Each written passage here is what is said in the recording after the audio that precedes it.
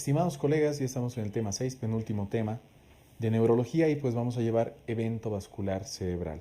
Es un tema bastante importante y necesitamos conocer los conceptos más importantes, clasificarlos, distinguirlos para poder abordar las preguntas del día del examen y además conocer muy bien este tema.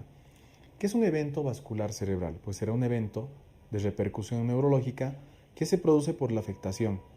Esta afectación neurológica va a ser focal o puede ser global, pues por el compromiso vascular que ha existido, ya sea de carácter arterial o ya sea de carácter venoso, ¿no?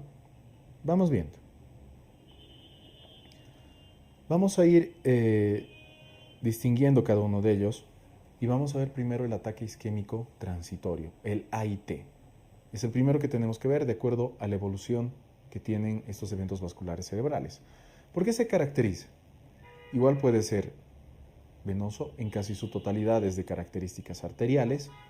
El déficit neurológico, por eso se llama isquémico transitorio, es menor a 24 horas, no tiene secuelas el paciente después de su recuperación y dentro de los estudios de imagen, sobre todo tomografía axial computarizada, pues no se evidencian daño en estos estudios. ¿Por qué tenemos que tener en cuenta la siguiente tabla?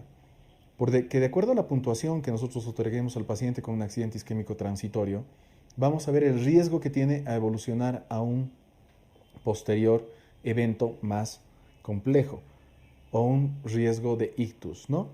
Vamos viendo. Si es mayor a 60 años, si tiene una presión arterial mayor a 140/90, si tiene debilidad unilateral y alteraciones del lenguaje, si dura más de 60 minutos o de 10 a 59 minutos, vamos dando los puntajes, ¿no? Como podemos ver en esta tabla que tienes que estudiártela. Y además si tiene una enfermedad crónica que es la diabetes. Ahora, de 0 a 3 puntos, tiene muy poco riesgo de hacer ictus en 48 horas.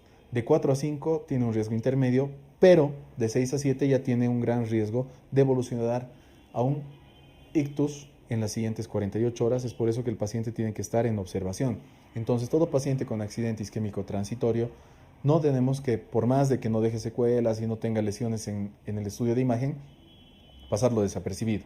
No, sino que tenemos que evaluar esta tabla para ver el riesgo que tiene de evolucionar un ictus en las siguientes 48 horas. Vamos a ver los eventos vasculares cerebrales de características isquémicas. ¿Ya? Ya hemos visto. Ahora vamos a ver su afectación. ¿Qué va a pasar? Tenemos tres arterias principales. La cerebral anterior, la cerebral media y la cerebral posterior. De esas tres arterias principales que nosotros tenemos, que van a estar irrigando todo este sistema nervioso, bueno, de las principales me estoy refiriendo, ¿no? La cerebral anterior, sobre todo se encarga de la parte motora y sensitiva de los miembros inferiores. La cerebral media se va a encargar de la parte motora y sensitiva de los miembros superiores.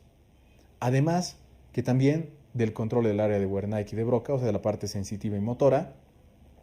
También tiene que ver con la parte auditiva. Por eso cuando se lesiona tiene alucinaciones auditivas.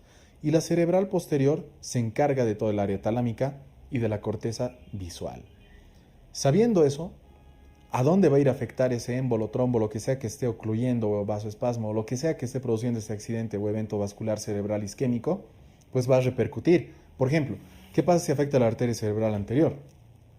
Como se encarga de la parte motora y sensitiva, tenemos que ver, o sea, de la parte motora y sensitiva contralateral, ¿no? Del otro lado del cuerpo. ¿Qué pasará? Se ha tapado ese vaso sanguíneo, entonces, ¿qué va a haber? Va a haber, obviamente, parestesias, parálisis espástica contralateral de los miembros inferiores dentro de la parte motora. O va a haber una hemihipoestesia, o sea, falta de la sensibilidad, también de la parte contralateral, pero de los miembros inferiores, porque se está afectando la arteria cerebral anterior. Como hay un área encargada de los reflejos arcaicos, del mutismo, de la bulia y demás, también se presenta esta porque es en el área prefrontal que también está irrigando la arteria cerebral anterior. Entonces, mutismo, abulia, reflejos arcaicos. ¿Qué pasa si se va a ocluir la irrigación de la arteria cerebral media? Pues lo mismo, ¿qué afecta a la arteria cerebral media? Los miembros superiores, entonces, ¿qué habrá? Una parálisis espástica contralateral de los miembros inferiores, una hemihipoestesia contralateral también de los miembros superiores. Si afecta al área de Wernicke y de Broca, ¿qué habrá? Una fascia de Broca, una fascia de Wernicke. Si afecta al área auditiva, ¿qué será? Alucinaciones auditivas o sordera. Y también pues una cuadranopsia homónima contralateral porque afecta las radiaciones ópticas. Ahora, ¿Qué pasa si se afecta la arteria cerebral posterior? Ya hemos visto la media y ahora ¿qué pasa si se afecta la arteria cerebral posterior? Pues se afectarán las zonas irrigadas por esta arteria. Entonces, ¿qué habrá? Una ceguera cortical, donde se respeta la función de las pupilas. ¿Qué también habrá? Si se afecta el área talámica, pues un síndrome talámico, ¿no? Ahora, hay otras arterias, las que mencioné, las primeras tres son principales. ¿Qué pasa si se altera la arteria basilar? Pues lo que irriga, ¿no? Habrá alteraciones pupilares, habrá cuadranopsias, coma, disfunción del cerebelo y un síndrome de enclaustramiento. ¿Qué pasa si se afecta la arteria cerebelar netamente?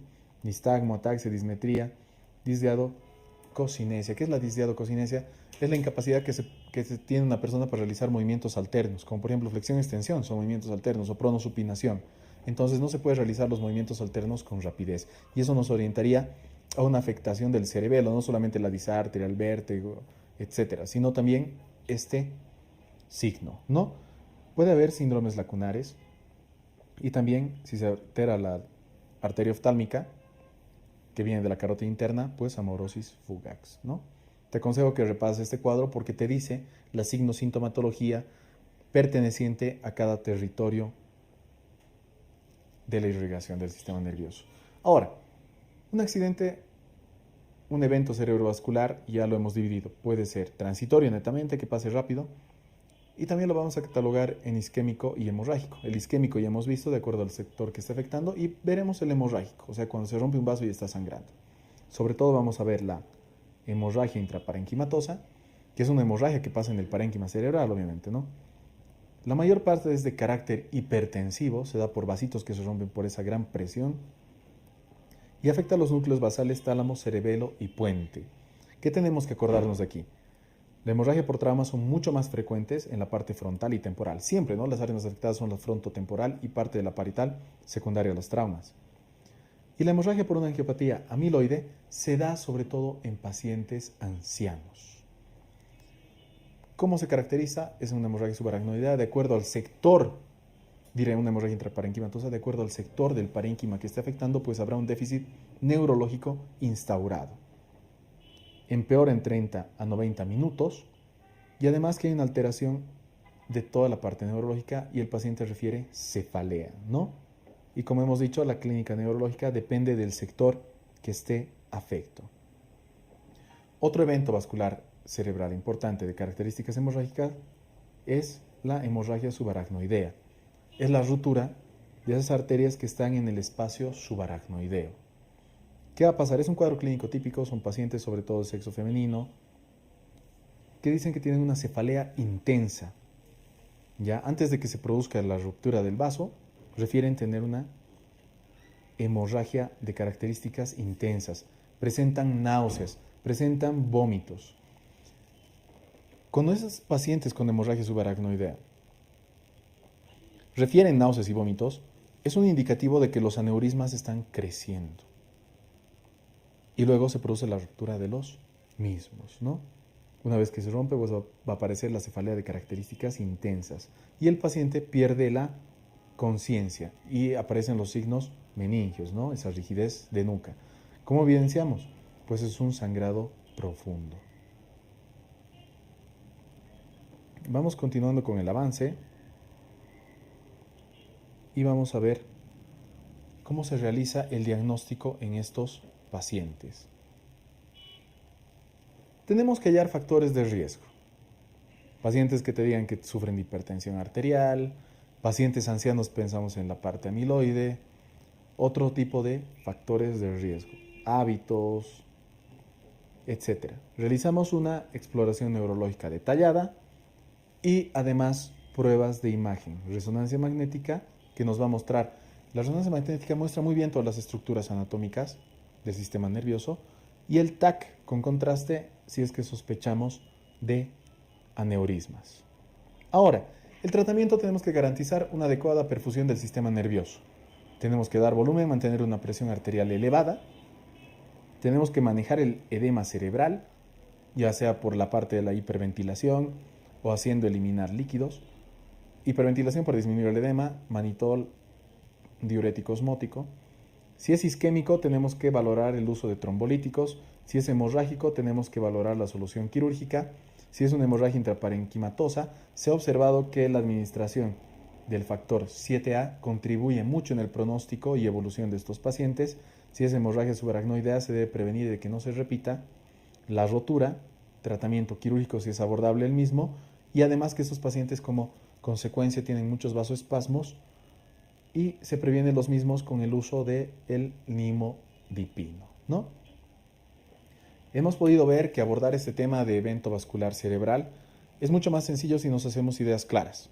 ¿Qué es un accidente isquémico transitorio? ¿Cuál es su manejo? ¿Cómo deben catalogarlo? Y ver la escala, si es que va a evolucionar o no un ictus en 48 horas. Luego, accidente vascular o evento vascular cerebral de características hemorrágicas. Saber cuáles son las arterias principales y qué pasa si es que se ocluye una u otra y cómo tengo que tratarlas.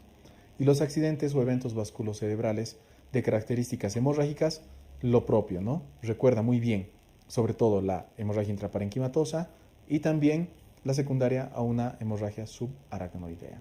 Nos vemos en un siguiente y último tema del área de neurología.